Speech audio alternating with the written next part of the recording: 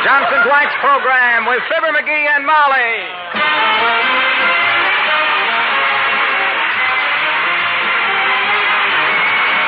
The makers of Johnson's Wax products for home and industry present Fibber McGee and Molly with Bill Thompson, Gail Gordon, Arthur Q. Bryan, and me, Harlow Wilcox. The script is by Don Quinn and Phil Leslie. Music by the King's Men and Billy Mills Orchestra.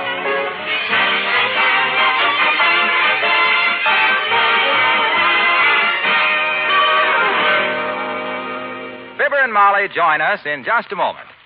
The easiest and best way to make a waxed floor look its shining best is to buff it with an electric polisher. And if you don't have one, here's good news. Once again, the famous Johnson's electric polisher is available in nearly every neighborhood. You can rent one at a surprisingly low cost. The Johnson's electric polisher takes all the work out of buffing. You merely flick a switch and guide it across the floor.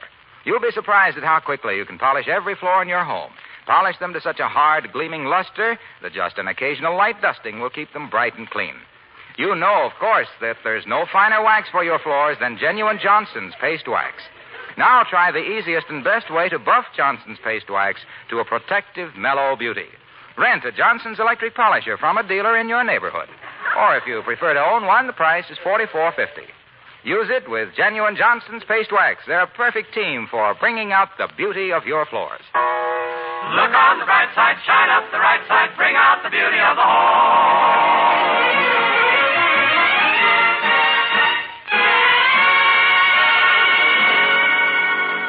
Wistful Vista's annual contest on I Like to Patronize My Neighborhood Merchants Because is over. And guess who knocked out a prize-winning letter? The notification has just arrived in the morning mail, and... No, it wasn't him. It was her. Of Fibber McGee and Molly.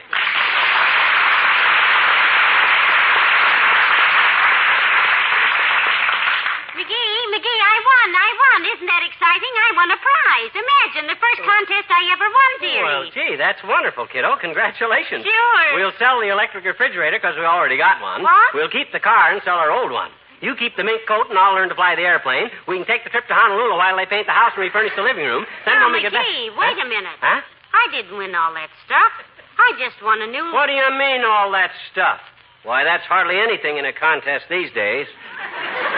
And if that Ralph Edwards thinks he's going to renege on all them promises, by George... This was not truth or consequences. Huh? This was the annual Wistful Vista I Like to Patronize My Neighborhood Merchant Because in 25 words or less. Oh, that. What's the first prize in that vacant lottery? Trip by motor scooter through the fish hatchery? I should say not. Listen to my award. It says, this letter entitles you as winner of the first prize in the women's division to an original Easter creation by Henri, Wistful Vista's leading couturier. Isn't that marvelous? Who's Henri and what does he mean, an original Easter creation? What's he going to do, lay a purple egg? For your information, sweetheart, the word couturier means fashion designer. Huh? Oh. It's from the French words couture, meaning dressmaker, and rie, meaning we'll sew some sequins on it for another $700. Oh, that Henri. Yes, isn't it wonderful? Oh, yeah. A special Easter dress created just for me by Henri himself. I think I'll tell him Come in. Oh, it's Mr. Williams, the weatherman, McGee. Hello, Mr. Williams. Hello, Mrs. McGee. Hi, Foggy, old man. What's the weather forecast? Light flurries of sunshine, followed by Wednesday and Thursday, and unsettled bills on the first of the month? McGee, I'm afraid you take the science of meteorology rather lightly. He does, Mr. Williams. He says he can look at an almanac and tell what the weather is going to be better than depending on you people. And I can, too. I'm part Indian, you know. Really? What part? The part that sits around the fire.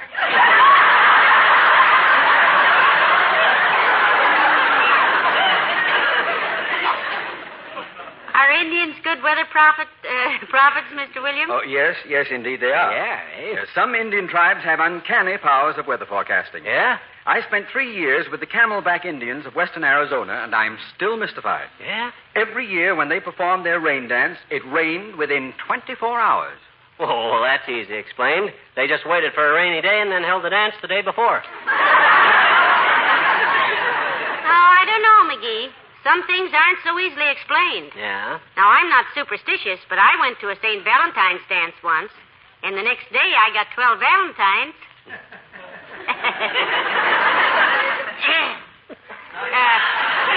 Did the Indians make you a member of the tribe, Mr. Williams? After I'd studied very hard and learned all their dances, Mrs. McGee, then they adopted me and gave me the name Manaho Dinden Malakil Ben Alamata Natatatata Fla.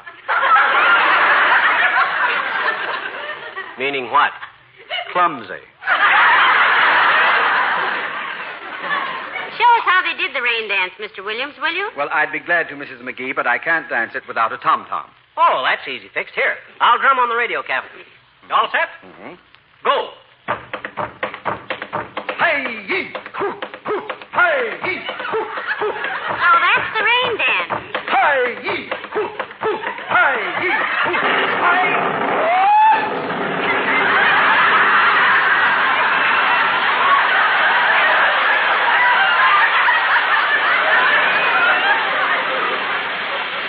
My gosh, listen to that. Rain. I'm sorry. I'm a little out of practice, and I guess I overdid it a trifle. I'd better get home and phone the bureau what happened. I'm afraid I might have exceeded my authority. Good day.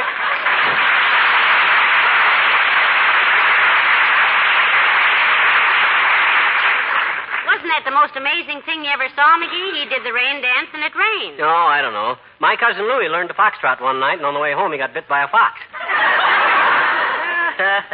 So he said, hey, if we're going to get down to this dressmaker's, we'd better snap into it, kiddo. Are you going with me? Why, certainly. You think I'm going to have some monkey try to palm off a boulder burlap on my wife that just won first prize in the women's division? Come on, get your hat. Well, I'm so glad you're coming with me because you have such good taste in other people's clothes. Yeah. I'll be right with you, dear. Okay, Tootsie. Ah, there goes a good kid. Imagine her slinking around town in a real Paris creation. I'll bet she'll be... Uh-oh. Now, come in. Hi, mister. Oh, hello there, Teeny. I can't talk to you now. I and Mrs. McGee are going shopping. Okay, mister. Boy, did you hear the cloud burst, mister? Did you? Hear it. I played the accompaniment for it. Well, it sure was a... Skip it. Okay. My daddy said it was raining cats and dogs for a few minutes, Yeah. but I ran right outdoors, but I couldn't see any. Looked to me just like ordinary rain. It did, eh? Boy, it... I says it did, eh? Did what? Looked just like ordinary rain. Whom to? To you. When? When it started to rain so hard a few minutes ago when you went out... I know it. Oh, gee. I hope it clears up for Easter, Esther. Huh? I said I hope it clears up for Easter, mister. Oh. I said, oh. You got big plans for Easter, sister? Oh, I sure have, I bet you. First Yeah? thing in the morning, I'm going to feed Susie some carrots and lettuce. Who? Susie. Oh, your pet rabbit, eh? No, Susie's my little sister. Huh? She hates vegetables. Oh, I see. Then after Sunday school, I'm going to take my paint box and creep into my daddy's bedroom and paint him all red and green and orange and purple and everything. I hope I can do it without waking him up, I bet you. Well, that seems like kind of a messy trick to play on your father on Easter Sunday, sis. What's the idea? Well, mister, I just got thinking it over. He's awful good to me. Well, yeah, but that's all the more So reason why... I just thought to myself, Teeny, I thought, Uh-huh. why don't you paint your daddy some pretty colors so he'll look nice for Easter? Oh. He's been such a good egg. Oh, it's stopped raining now, mister. So long. So long, sis.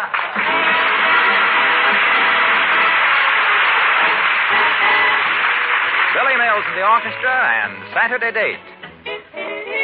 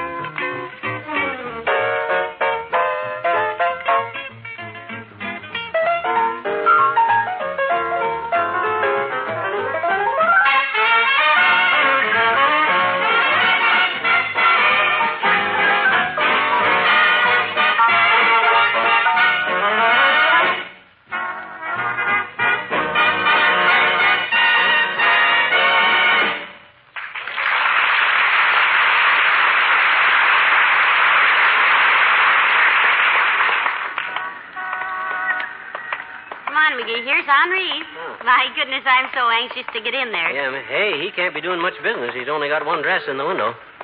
Down at the Bonton, they got 50 of them. I don't see why. Oh, hi there, old-timer. Hello there, kids. Hey, what you doing downtown? Well, I'm getting a new dress for Easter, Mr. Old-Timer. Yeah. I suppose you'll be out Sunday morning to join the Easter parade? No, I sure will, daughter. I love parades. Steam calliopes, tootling fellas with red coats and boat hooks and elephants. Sure brings back memories. Yeah? Used to be with a circus, you know, till my feet got burned too bad. Well, how did your feet get burned so bad? Well, they used to shoot me out of a cannon, and one day they used too much gunpowder. You mean they fired you and then you quit?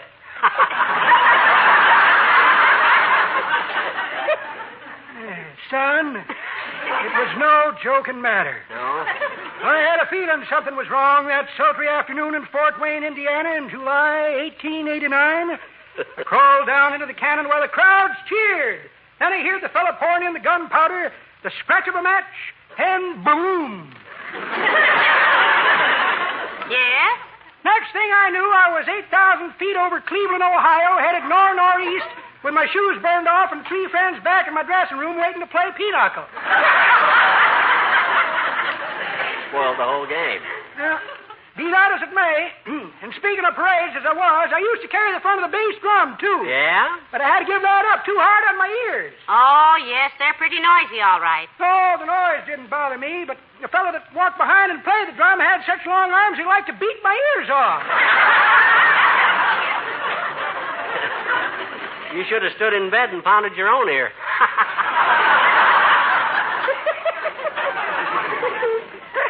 That's pretty good, Johnny, but that ain't the way I heard it. The way I heard it, one feller says to t'other feller, says, seen my wife lately? She's had her face lifted. Is that so? Says t'other feller. Now, who'd ever steal a thing like that?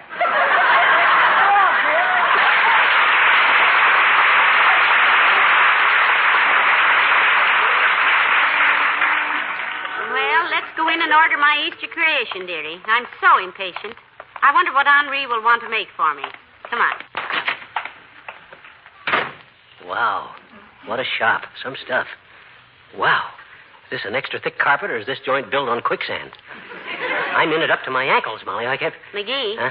Look. Huh? Mrs. McDonald and those other women over there. Huh? What are they staring at me for? Is my slip showing or something? No, and even if it was and you were wearing army boots, you'd still look better than any of them biddies. Look at him whispering. Talk about cats. I'm glad I ain't carrying a can of salmon. I bet you, by George, they're... Oh, bonjour, Madame and Monsieur. You are perhaps wishing an appointment with the great Henri, no? Look, sis. It's been 30 years since I was in France, and my parler français has lost some of its boo. Now, let's keep this in broken English, shall we? Monsieur is pleased to make a joke. Your husband, Madame, il est très joli. Oh, you ought to see him at a party with mayonnaise in his hair. Trying to flip a spoon into a water glass. Well, miss, I'd like to see Henri, please. Tell him Mr. and Mrs. Fibber McGee want to see him. Yeah, my wife won the contest, sis. Henri's going to whip her up something for Easter. Oh, Madame McGee. Yes. Oh, mais oui, Madame. Henri didn't expect you. He is at the moment in conference, but I will tell him that you are here. Well, I'm sorry you didn't like the idea, Henri. I thought it was a pretty clever stunt myself. McGee, look, it's Mr. Wilcox. Hello, Mr. Wilcox. Who? Oh, hi, Junior. Well, what are you two doing down here? I brought Molly down to have a dress designed for Easter, Junior. What's your excuse? Oh, I had a great idea for Henri, pal, Yeah? but he can't see it. Oh. And he's supposed to pride himself on being original. Well, maybe he likes to think them up himself, Mr. Wilcox. Say, you don't mean you're designing dresses for him. No, I just had an idea for a material, Molly. One of those prints that are so popular for spring. I think it'd be wonderful for hostess gowns particularly, and I'd call it the hospitality print. Oh, that sounds good, Junior. Weave us a yard or two. Well, it'll be a series of tiny scenes, you see. Uh-huh. First, a print of a housewife looking dejected, sort of downcast, with a section of dingy-looking linoleum at her feet. Then a picture of a can of Johnson's self-polishing glow coat, and the words, no rubbing, no buffing. Then along the side of the gown would be the same housewife smiling.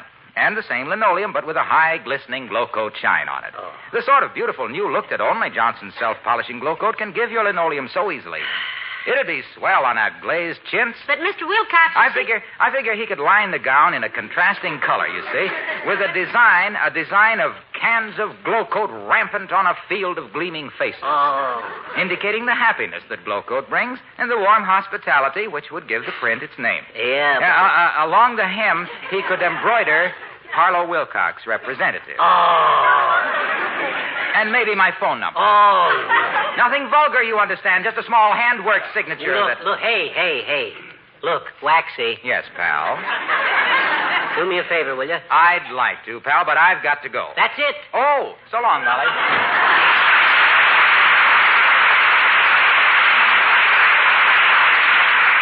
Well, I wonder when we'll see Henri, McGee. My goodness, I haven't been so nervous since graduation. Nervous? You know, the women in this town are just scared to death of him. Ah, Pata, no frilly little minuet dancing ruffle duster's going to scare us, kiddo. What's to be scared about? Well, they say he's terribly temperamental. If he doesn't like a customer... Monsieur Henri will see you now, madame. Please, to step this way. Oh, yeah. Announcing Monsieur and Madame McGee. Oui. Entrez. S'il vous plaît. Oui. Well, heavenly days. So you're Henri. You know this guy, Molly? Well, I should. Huh? Remember the night we went to the Western movie and the man next to me spilled his popcorn all over us? Well, this is him. And you're Ms. McGee.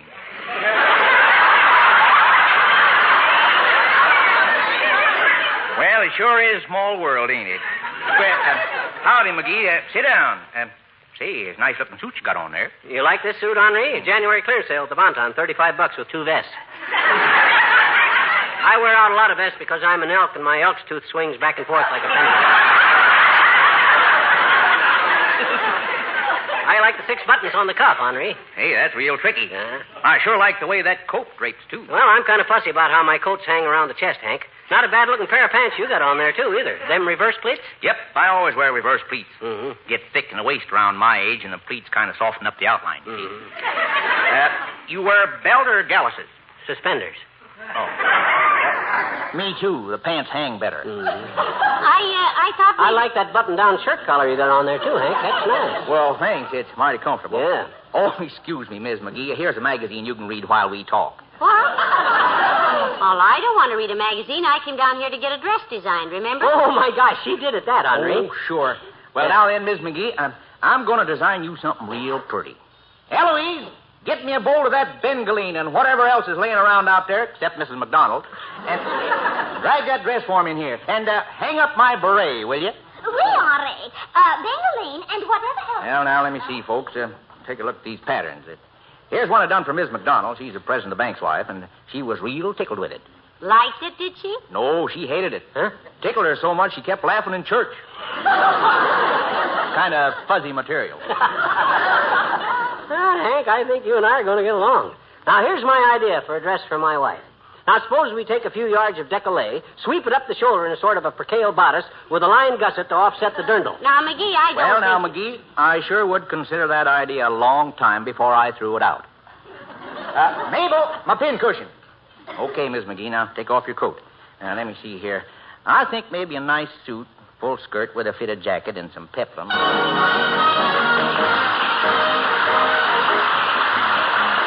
Billy Mills Orchestra and the King's Men salute the Academy Award-winning Zippity-Doo-Dah.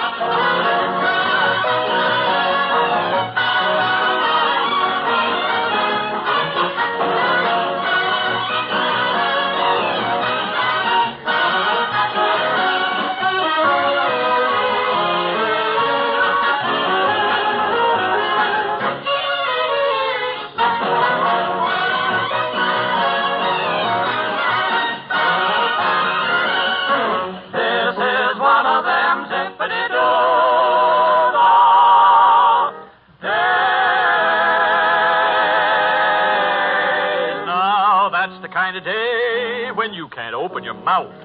Without a song, jump right out of it. Zippity-doo-dah, zippity-yay. My, oh my, what a wonderful day.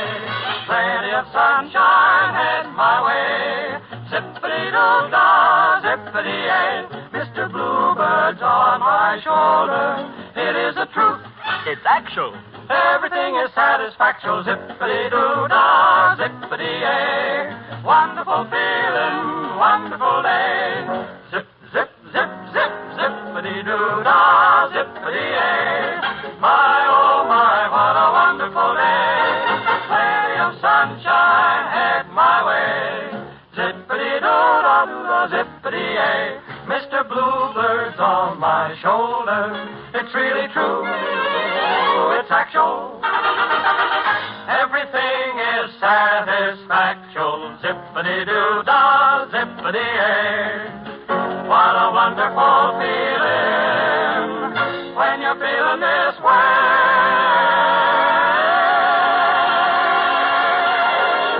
What a wonderful zippity-doo-dah.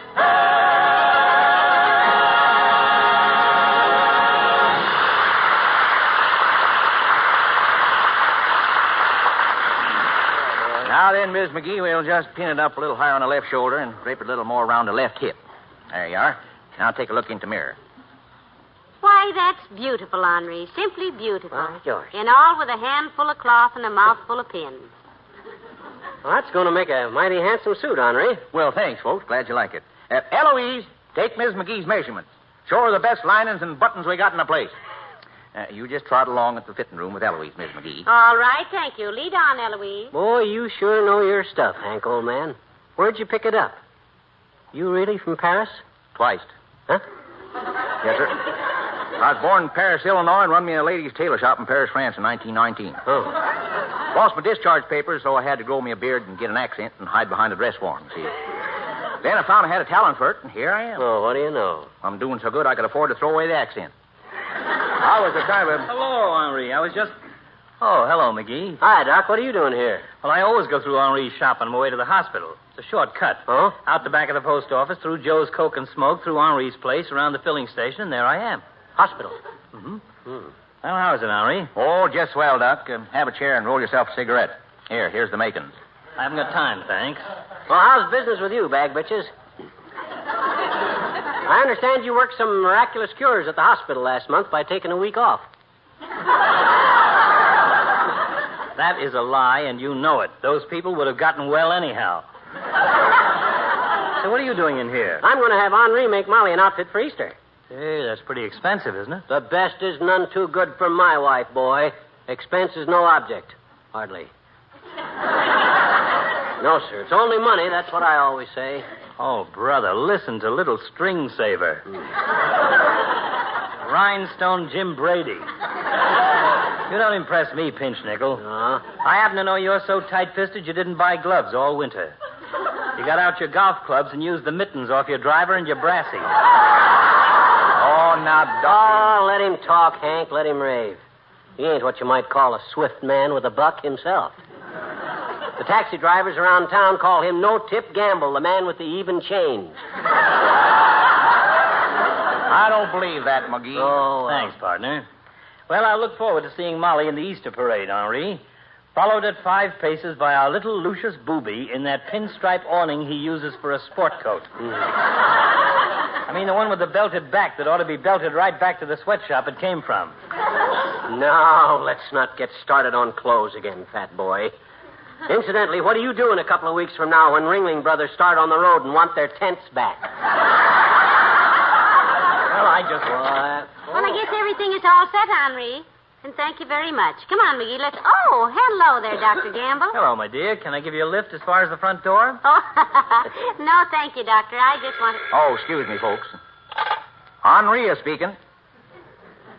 Well, now, Miss McDonald, that's kind of an embarrassing question for me to ask. Ain't ethical. Mrs. McDonald, she's one of them women that was whispering about you when you come in, Molly. Probably wants to know if Henri has any material that'll make her complexion look like Molly's. Yeah? She has an epidermis that looks like it had been sprayed for fruit flies.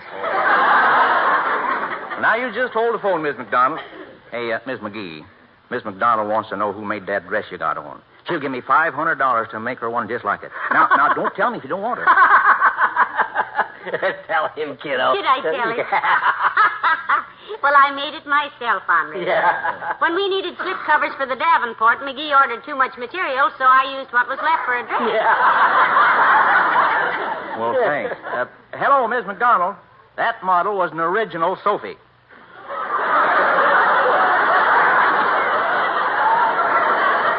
That's right, and it can't be duplicated. I'm sorry, Miss McDonald. Well, I'll have your outfit ready for Easter, Miss McGee. Thank you, Henri. Hey, Doc, you want to get in the Easter parade with Molly and me? Molly can wear her new creation, and you and I will walk behind her carrying the Davenport, huh?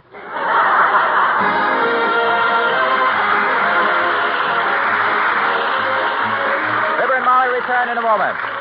A friend of mine, a businessman who doesn't have much to do with housekeeping, helped his wife wax some furniture the other day. He told me about it later. He said, it's amazing how much satisfaction I got out of putting Johnson's paste wax on that table and then buffing it to a beautiful shining luster.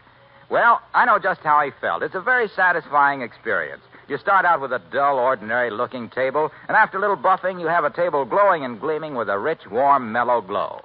And then, too, it's good to know that the furniture and floors you wax with genuine Johnson's wax will stay beautiful. That shining film of tough wax will protect them and make them easy to keep clean. A quick wipe with a dry cloth will remove all dust and dirt and spilled things. And you'll have added reasons to be proud of your home if you bring out all its beauty with genuine Johnson's paste wax. Look on the bright side, shine up the right side, bring out the beauty of the home.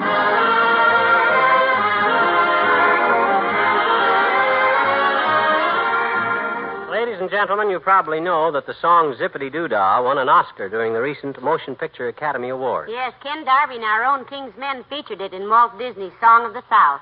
And we're very proud that tonight they sang the same arrangement that Ken made for the picture. A good boy. Good night. Good night, all. The makers of Johnson's Wax Products, Racine, Wisconsin, bring you Fibber McGee and Molly each week at this time. Be with us again next Tuesday night, won't you? Good night. This is NBC, the National Broadcasting Company.